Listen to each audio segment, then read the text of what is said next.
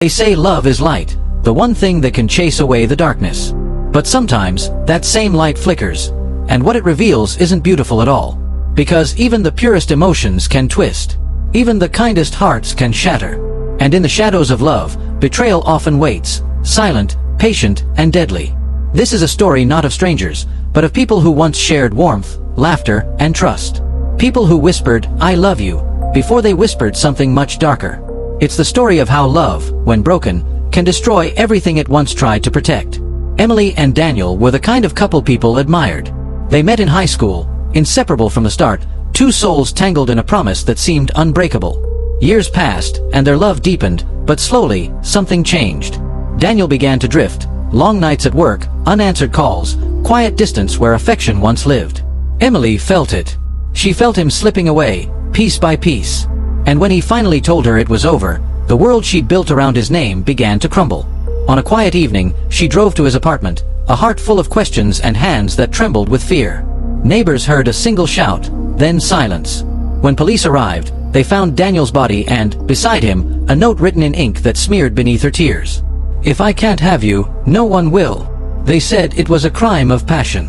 But passion is just another word for fire, and once it starts, it consumes everything in its path. Across town, another kind of love was breaking apart. Michael and Aaron, best friends since childhood, brothers in everything but blood. They shared dreams, failures, and plans for the future. But when success finally arrived, it came for only one of them. Michael became the name on everyone's lips, while Aaron stood quietly in his shadow. Jealousy has no sound, no warning, it seeps in quietly. What began as pride turned into resentment, and resentment into rage. One night, Michael received a message from his oldest friend. "Meet me by the docks. Let's talk." He went, trusting, hopeful. He never came back. Days later, police uncovered a shallow grave, the soil still fresh. When they arrested Aaron, he said only one thing. He forgot who helped him climb. Sometimes, betrayal doesn't wear a mask. Sometimes, it wears a smile you've known your whole life. And then there was her, the woman who seemed incapable of harm. A wife. A mother.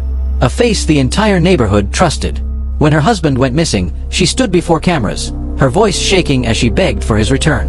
Her eyes glistened with tears, but detectives noticed something strange behind them. Calmness. Control. It didn't fit the part of a grieving wife. The truth unraveled slowly. Bank accounts, deleted messages, a search history that told a story she never meant to tell. He wasn't missing.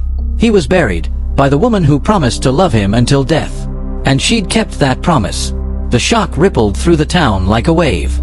Because monsters